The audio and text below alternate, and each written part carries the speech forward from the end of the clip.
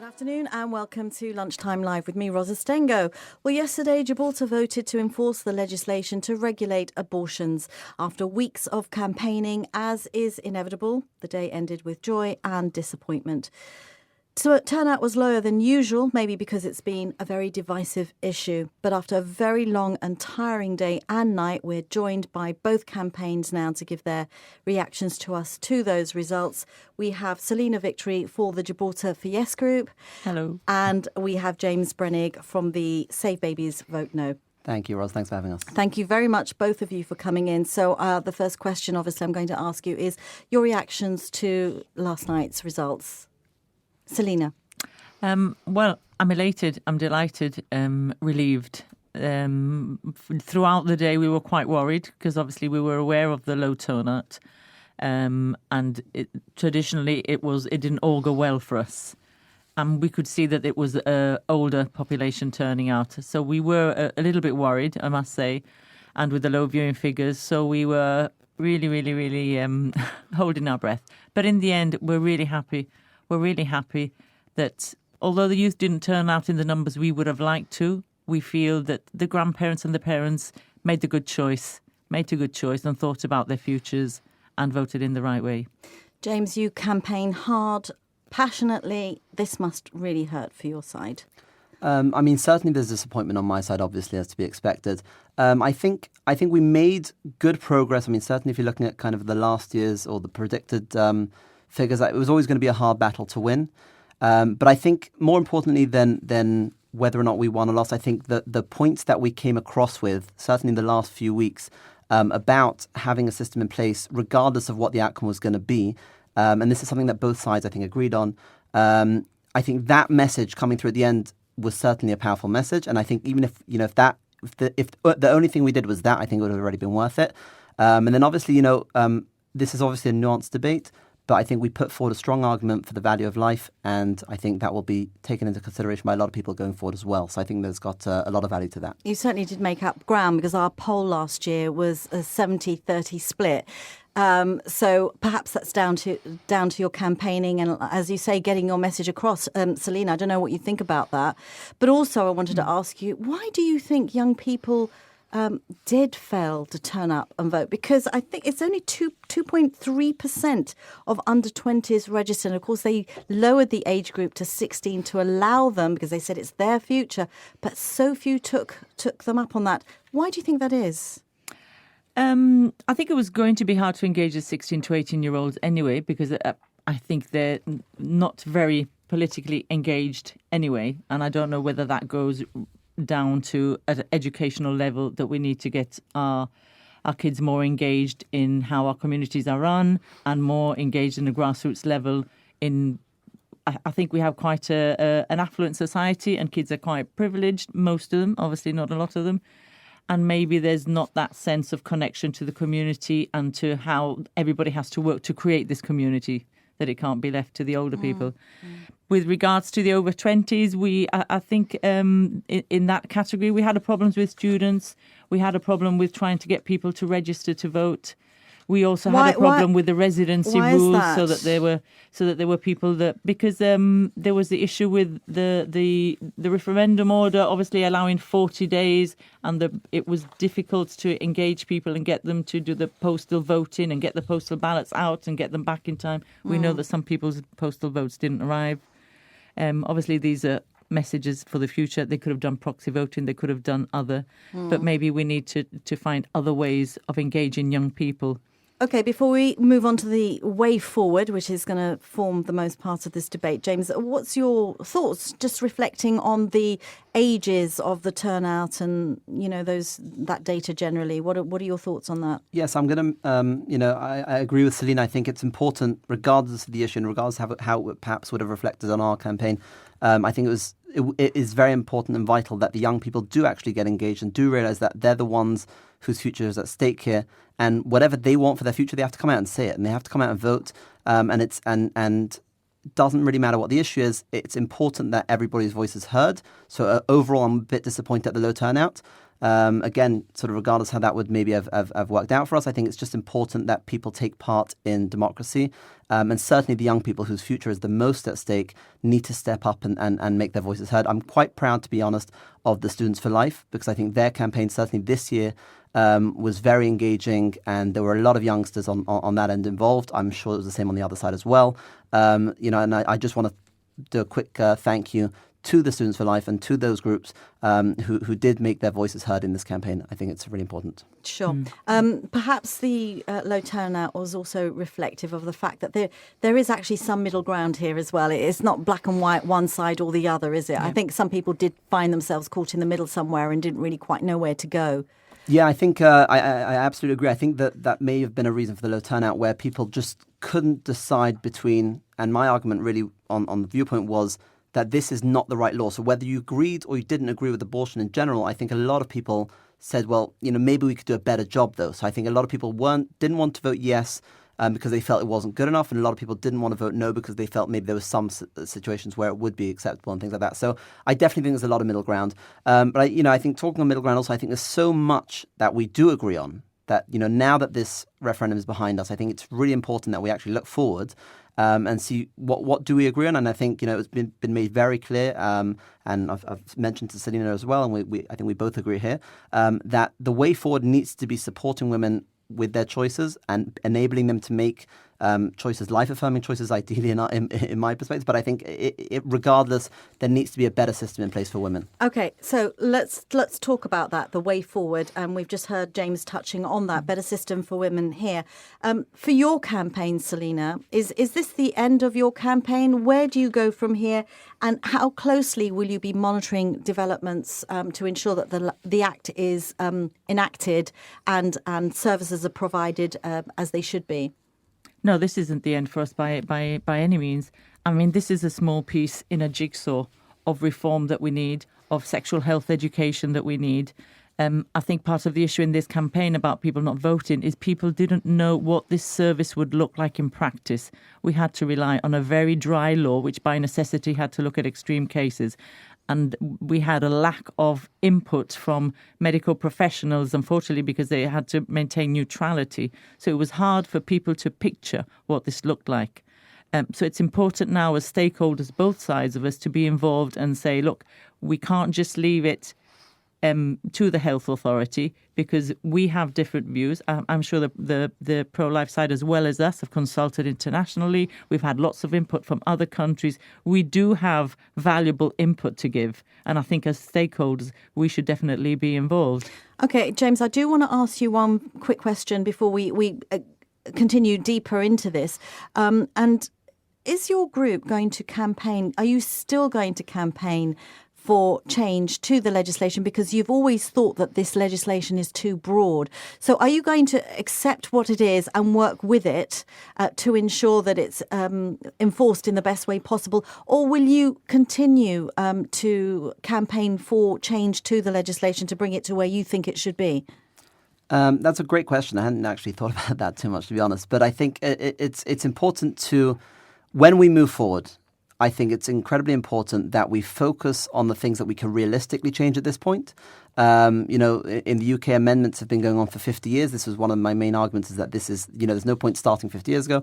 So certainly we'll look at a lot of, we'll look at amendments that are just kind of common sense amendments that I think need to be brought forward, things that have already been implemented in the UK, things like that. But I think more importantly, I'd want to focus on things that we can agree together and get through quickly, rather than the things that are going to be contentious and going to create more division down the road. As much as we believe there's certain changes that need to be made, I think it's important at this point to be pragmatic and to say, these are the changes we can get through quickly, which will have the most impact on minimizing abortions, which, again, everyone agrees is not the best outcome, not the best scenario in most cases. So I think, whatever we can do to minimize that and start with that and focus on a positive future, I think that we want to do that first. And then there may be points in the future where we disagree, and we'll cross that bridge when we come to it. Well, there are two services, aren't there? There's the clinical side of it that actually carries out the termination. So there's going to be some training, and I'm sure there's going to be to getting the equipment in and the right personnel in and the health professionals in. Well, it's important to remember that all our medical professionals already have training in this area. Okay. They've received their training in the UK. The doctors already work to GMC guidelines, to BMA guidelines. Midwives have done this training.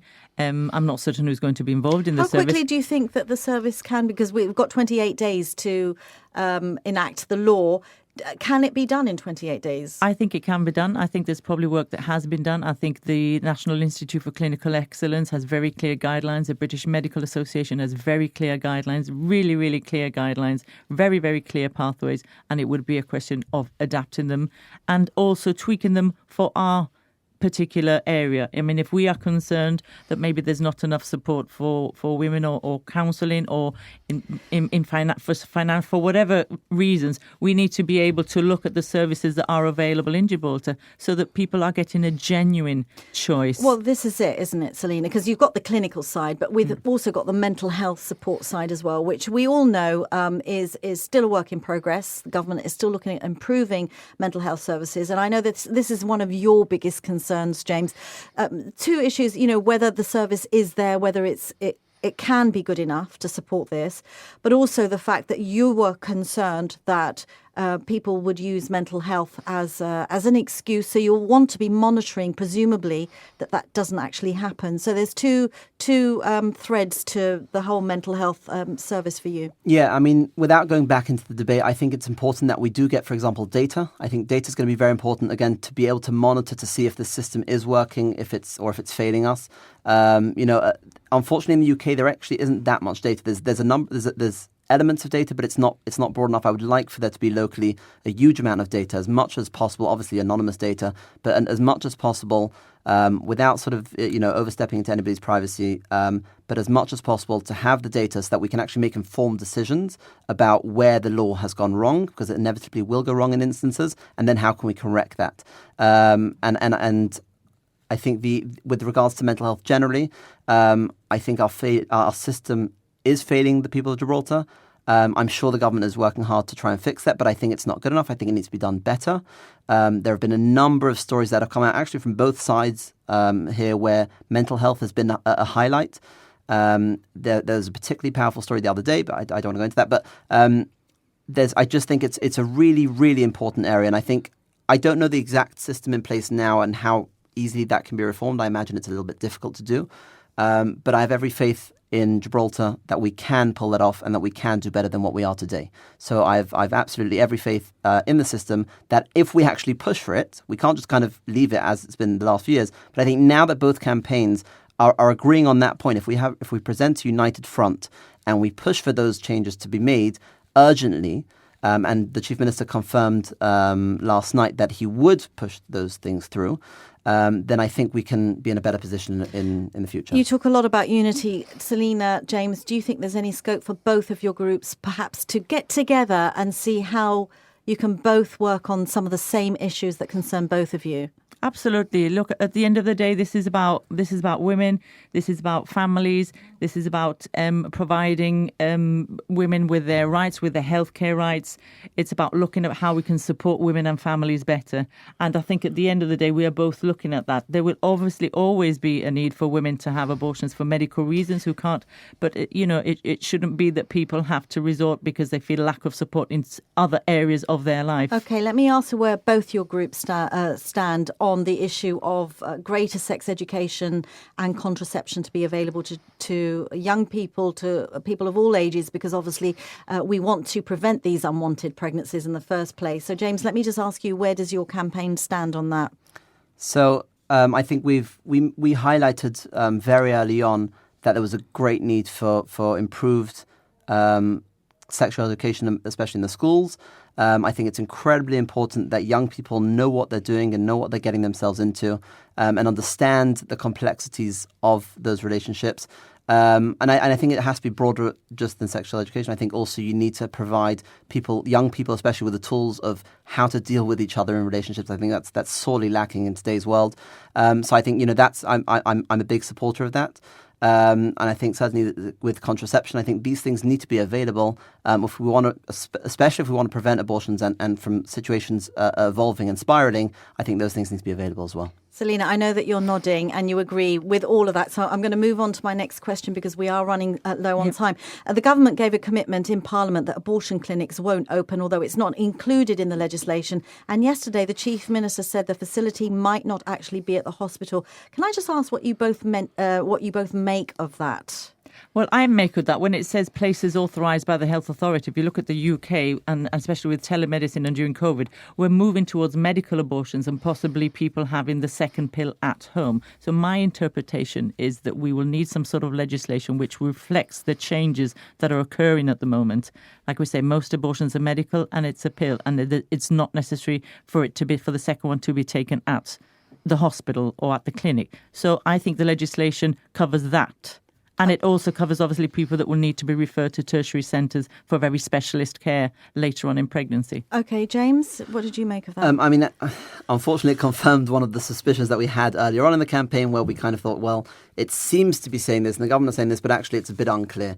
One of our concerns on that front, and you mentioned medical abortions where the second pill is taken at home, I think we have a concern there for women's health and for their safety. There's been a number of reports. They are supported. They're taken at home, but they are completely without supported. Getting back into the debate, I think if the supports and systems are there, I just think it needs to be very carefully monitored. There's so many kind of horror stories coming out of the UK of the second pill being taken at home, of people not understanding what that means.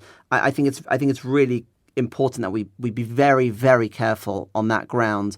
And how that looks and how the government implements that. And presumably you'll both be keeping a close eye on that. We have just time for a quick minute roundup from both of you. James, your thoughts going forward? So just briefly, I just want to reiterate to thank kind of everybody who got involved in the campaign. There were a lot of people who have spent a lot of time and a lot of effort the last 2 years. I know it's been incredibly difficult on a lot of people emotionally and physically. And I just think, this is obviously, it's been a divide that hasn't really had a clear split. It's gone through families, through friendships, through relationships. I think now is a time when we have to kind of almost put it behind us and focus on the things that we do agree on. Focus it not on who won and who lost and what the situation is, but focus on how do we improve the situation for women going through those circumstances? How do we improve the situation in Gibraltar when it comes to mental health? And how do we get back together as a community, as a Gibraltarian people? Because there's not a lot of us, and we have to stick together if we want to be able to make positive changes for the country. Lovely, thank you. Selina? Yep, absolutely. We all need to work together. I think the end game is the same for all of us. This was only ever one piece of a wider jigsaw of reproductive health and wider social change that we want to see in regards to women and rights for women and for families.